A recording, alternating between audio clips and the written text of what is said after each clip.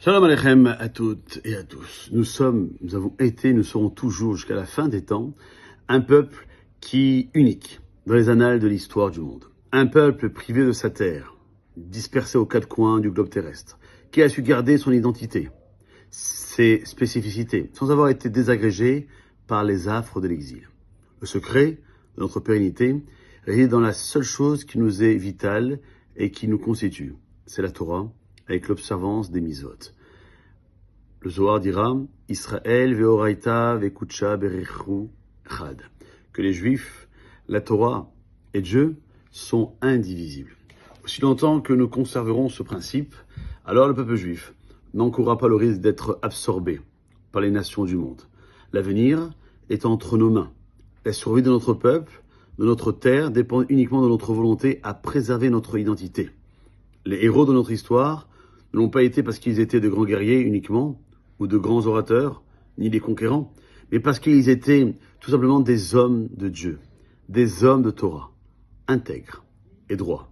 Notre richesse, c'est pas de l'or, c'est pas de la gloire, c'est pas le prix Nobel, les technologies de pointe, ou les arts, ou les modes, même si ça peut y contribuer.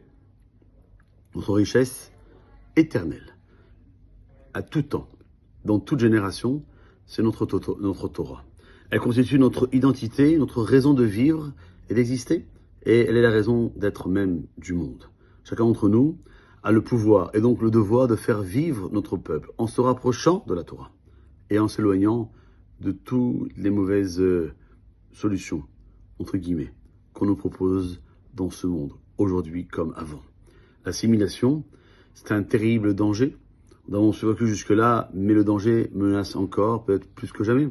N'oublions pas qu'elle a été la cause de la disparition de millions d'entre nous. Il faut savoir que si j'agis comme un juif, en conservant la Torah, Hachem a promis de me bénir, de me faire dominer sur mon frère Esav.